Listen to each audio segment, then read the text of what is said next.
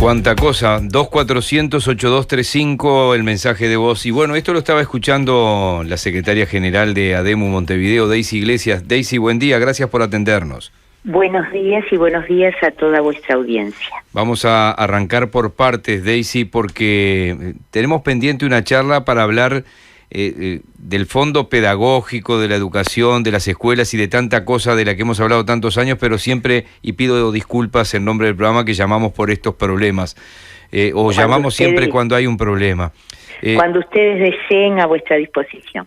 Arrancamos, Daisy, por el problema puntual. ¿Qué fue lo que pasó ayer?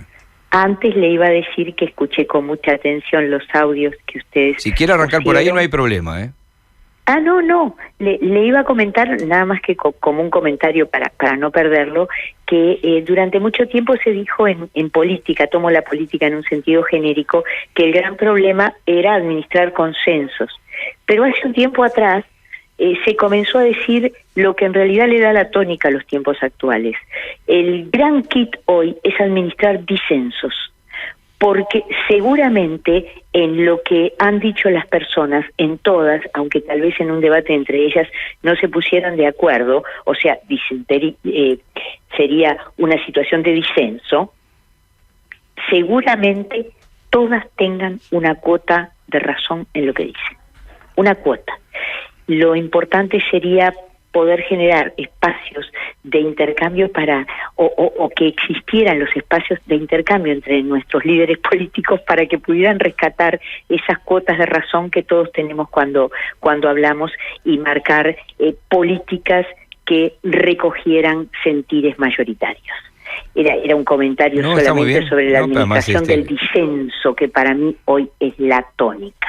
¿Los hechos puntuales cuáles fueron? Porque obviamente después hay otras cosas que hemos dicho nosotros que se las queremos transmitir.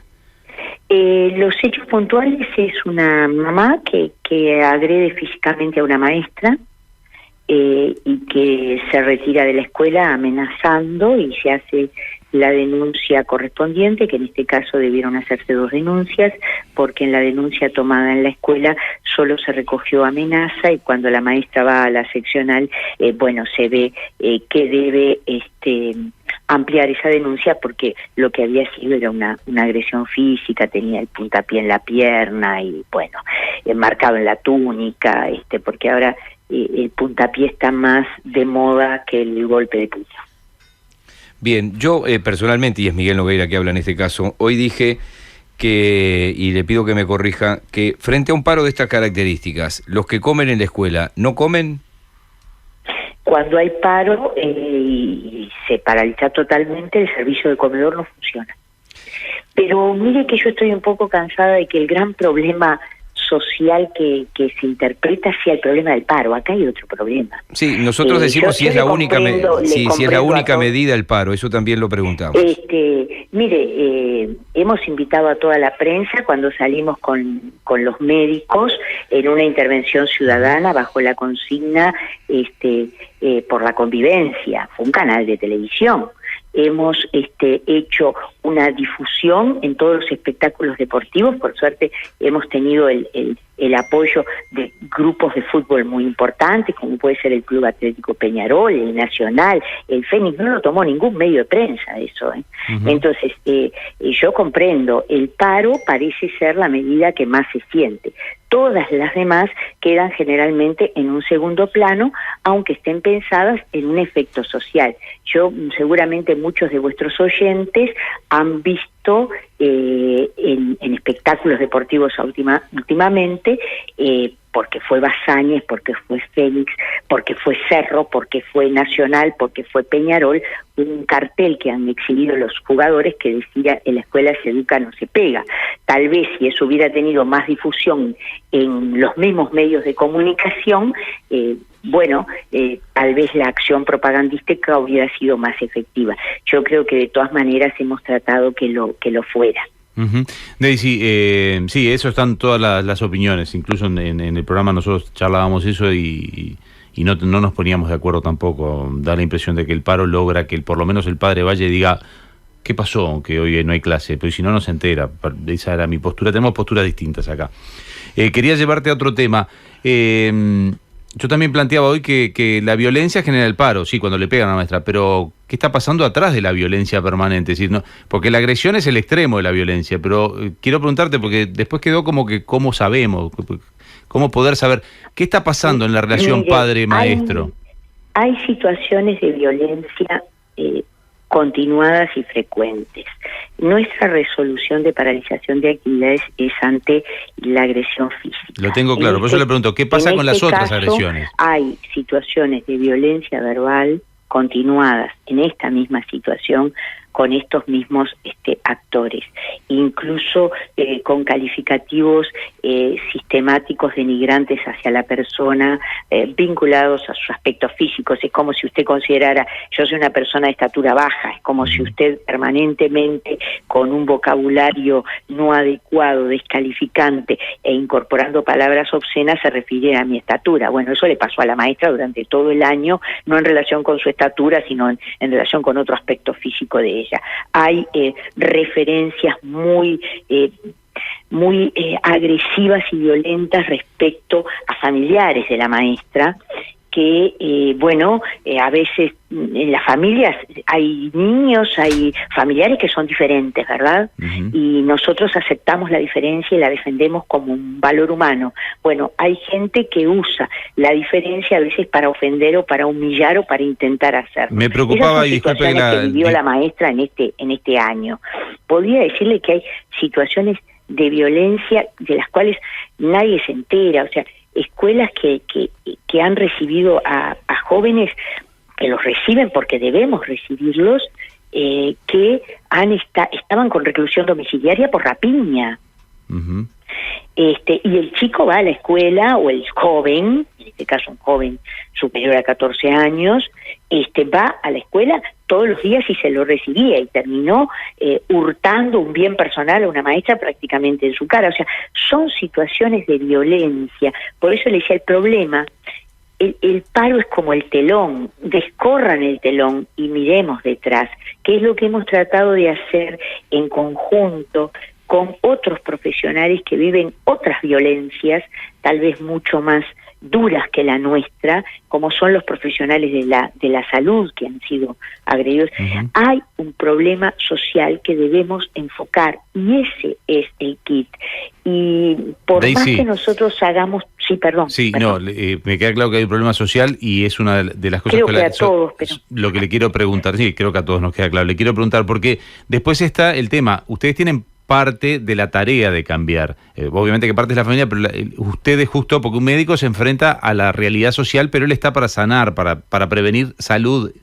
Ustedes están en la parte educativa. Entonces, ¿qué tanto se han replegado ustedes por esta violencia cotidiana? Porque yo me imagino, y le pongo el ejemplo a ver si esto es así, una maestra que sabe que tiene que llamar al papá de Juancito o a la mamá de Juancito porque el chiquilín es un infierno, y después a la mamá de Sofía y a la mamá de Lucía y a la mamá de... Entonces, pero dice, pero yo se los llamo y me tratan mal los padres, yo no los llamo más, yo no quiero más reuniones. Se han replegado ya a ese extremo, es decir, están empezando a incumplir con las tareas básicas por el mal relacionamiento con los padres. No, yo no tengo, no sé cómo podría yo llegar al incumplimiento, porque yo lo que veo es que es lo opuesto. Se sigue llamando a los padres, se sigue gestionando la atención médica, se sigue insistiendo para que los chicos tengan aspectos de vida satisfechos. Mire, es cotidiano, tal vez sea un poco el desconocimiento de la vida interna de las escuelas. Justamente ayer tuve la oportunidad, por mi situación laboral, de participar en un ateneo didáctico donde la situación fue la situación de un niño, no importa cuál ni dónde, pero que la atención médica la procuraron la maestra de educación especial y la directora del Jardín de Infantes de Educación Común. Por supuesto que nadie puede hablar, y eso hay que reconocerlo al 100%. Nosotros somos un gremio en Montevideo de 5.000 maestros, 20.000 en todo el país. Podrá haber variantes como la habrá en su profesión, como la habrá en la profesión médica. No es la generalidad. Pero lo que le digo es que hay un dicho vulgar que dice a cuatro manos. Uh-huh. Bueno, ese dicho vulgar es tratar de atender todo. Parecen los maestros pulpo, porque es el médico, vino el trabajador social del equipo tanto te pide los datos, acá no hay suficientes trabajadores sociales, deja que la entrevista con la madre la hago yo, espera que esta mamá, ¿qué hago con esta mamá que se me puso mal? No, espera un poquito porque hay que llevarlo al policlínico, no, espera porque me trajeron a la nena, pero no se sabe por qué a esta niña que tiene 12 años le han puesto un dispositivo para prevención de embarazo. Bueno, ¿qué es lo que está pasando? ¿Con quién hablo? ¿La llevo? Realmente es muy complejo en todos los campos, y alguien puede pensar que uno está hablando solo de cierto sector socioeconómico cultural. No es así. Hay complejidades en distintos niveles, pero lo cierto es que tenemos una niñez sufriente también en contextos que hoy se llaman de vulnerabilidad, que yo en mi época solía llamar con el término pobreza. Hay contextos de pobreza muy duros en Uruguay y muy duros para la niñez uruguaya. Situaciones que si yo se las narrara, todos ustedes iban a decir, bueno, no, iban a quedar muy conmocionados, como quedamos todos nosotros, de ver situaciones de vulnerabilidad de la niñez. Tal vez esas sean las cosas que deban abordar las políticas sociales. Esperemos que del 2020 en adelante se revisen, se evalúen, se rediseñen, y lo que siempre hemos dicho, que los recursos lleguen directamente al que debe llegar, que no se queden en los caminos intermedios, que lleguen al destinatario. Nos parece fundamental para evitar los círculos reproductivos de la pobreza y sus problemáticas, que los recursos lleguen a los niños. Usted tuvo en el comienzo una amplitud al aceptar que cada uno de los que hablaron antes en los mensajes de voz algo de verdad tenían. Con respecto al tema de los celulares, seguramente esa madre hizo una caricatura de la maestra cruzada de piernas mirando el celular y los niños matándose sin que ella se diera cuenta, pero la caricatura, al usted darle un grado de verdad, ¿eso está pasando? Bueno, mire, yo le decía, somos un grupo muy amplio y sobre todo nosotros somos personas de carne y hueso que viven en la sociedad, así que seguramente algunos de los hábitos sociales que se están imponiendo nos llegue. Escúcheme, la gente está cruzando la calle a veces sin mirar. Entonces, esta dependencia respecto a estos aparatos, y creo que puede darse, y puede darse en un maestro, en un periodista o en un médico. Yo he visto y he participado, le digo a usted, en actividades periodísticas, ¿verdad?, en canales, y cuando cortan, no se hablan entre sí el panel que yo tenía enfrente, está todo el mundo mirando el celular. Entonces, hay cuestiones que deberíamos, mire, en el periodo anterior cuando hablábamos con el presidente Vázquez en el año pasado, había una cosa que le decíamos, presidente, mire, la pedagoga uruguaya Reina Reyes escribió un libro, ¿Para qué futuro educamos? Deberíamos dejar de citar ese libro y empezar a hablar para qué futuro educamos nosotros. Porque aquí se juntan dos problemas. Cómo piensa y razona la sociedad en la que yo estoy, que a mí también me ha hecho dependiente de ciertas tecnologías, cómo las manejo y cuáles son los lugares de vida, de trabajo que las generaciones actuales tienen, porque tal vez nosotros estemos educando para un tiempo que ya está como en el pasado. Y es necesario revisar todo eso. Hemos pedido congresos para hablar de esto. ¿Y cómo no nos va a afectar el manejo de las tecnologías a generaciones que se criaron con las tecnologías? Porque hay maestros que tienen 24 y 25 años.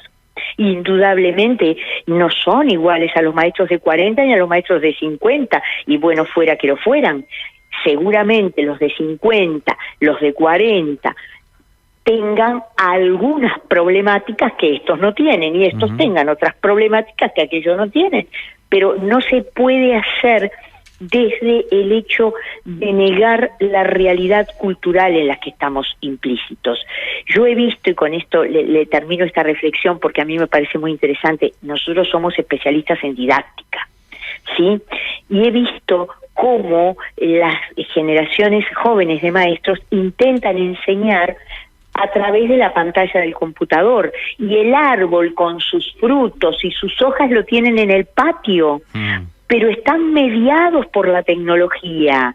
Hay que hacerles descubrir y enseñarles cómo se enseña con la observación y el manejo de la realidad, y no solo de la pantalla, pero la pantalla fue su forma cultural. Entonces, claro, decenas de cosas podría hacer una administración en la educación pública, proyectando una visión hacia el futuro y reconociendo la realidad.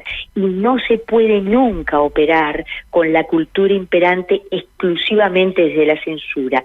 Si usted no atiende a sus niños, bueno, no importa cómo se llame, donde sea, usted es censurable, pronto. Y existe un sistema inspectivo que debería estar atento a eso. Ahora, eso es el común denominador.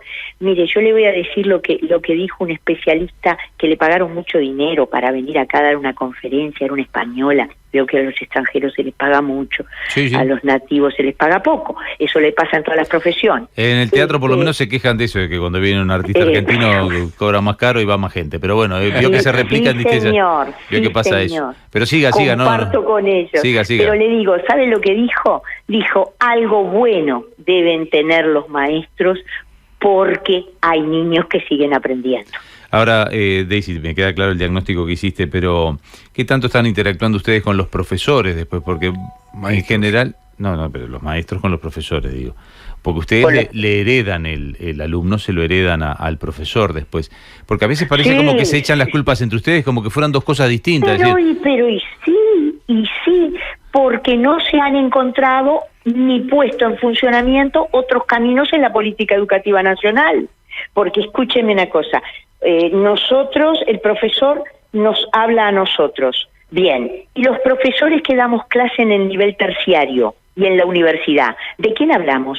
Y de los profesores de secundaria. Claro. Es famoso un docente muy acreditado que envió una carta pública de renuncia en la ORT hace unos años atrás, porque sus alumnos, y estoy hablándole de un lugar pago, sus alumnos manejaban el celular, no hablaban, no les importaba, pero es una carta muy reconocida. Entonces, si desde la política oficial no ayudan a los trabajadores intelectuales a poder analizar estas situaciones y que esto no es una cadena de culpabilidades, sino que de lo que se trata es de poder articular la educación.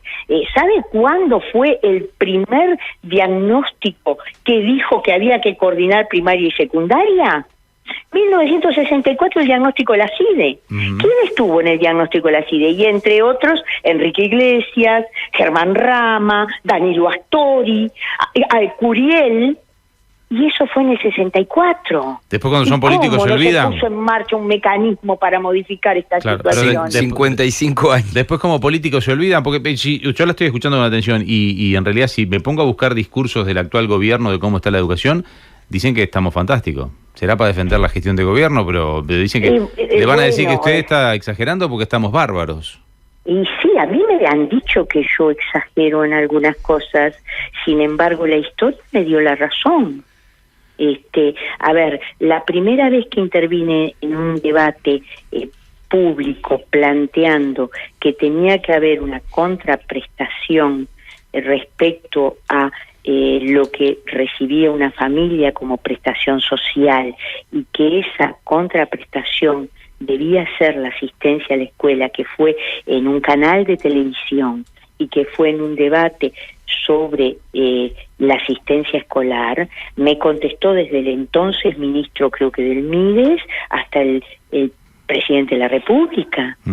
Le paso el dato que no hay muy buenas noticias. Sigo diciendo, señor, si usted no quiere reproducir lo que sucede en la pobreza, usted cuando otorga una prestación no debe pedirle al otro que le lave el piso, debe pedirle que mande a su niño a la escuela, porque pienso igual que Varela, si usted no manda al niño a la escuela es un abuso para el niño, no tiene derecho a hacerlo. Le cuento que más temprano... Hay otros que no piensan así, claro, y tendremos que administrar el disenso. Daisy, le cuento que hablamos más temprano con Amanda de la Ventura, que es la nueva senadora de Florida por la vertiente artiguista. Le hice un planteo muy parecido que acaba de hacer usted sobre las contraprestaciones y me contestó muy correctamente, porque es muy correcta y no. Pero no nos pusimos de acuerdo. Parece que las contraprestaciones no son tan exigibles. Pero, le cuento para que sepa de repente el problema es hablar de la contraprestación. También a uno le cambian lo que dice, ¿no? Se entiende como que la contraprestación no se sabe qué es. La contraprestación es cumplir con la Constitución de la República. Claro, que mandan los niños al colegio. Porque la educación es obligatoria en Uruguay, por suerte. Exacto. Daisy, como siempre, un gusto haber compartido estos minutos. Yo, a vuestra disposición, porque creo que en el futuro los temas educativos son los temas. ¿Es así? ¿Nos va la vida? No desearía que culminara un nuevo quinquenio en el próximo periodo y tuviéramos que estar hablando de estas cosas. Si bien dejo claro, la educación no lo resuelve todo, es una falacia decir eso, y la otra falacia es decir que todos los papás son iguales. Yo reconozco a la mayoría de los papás y mamás de mi país el apoyo que dan al sistema educativo y particularmente a los papás que ayer reunidos en la puerta de la escuela donde fue la agresión, acogieron a sus maestros con una buena respuesta y con un gesto de comprensión. Muchísimas gracias por hoy, No, por favor, a vuestras órdenes siempre. Daisy Iglesias, que es secretaria general de ADEMU Montevideo. Poder Ciudadano Radio. Periodismo responsable y riguroso.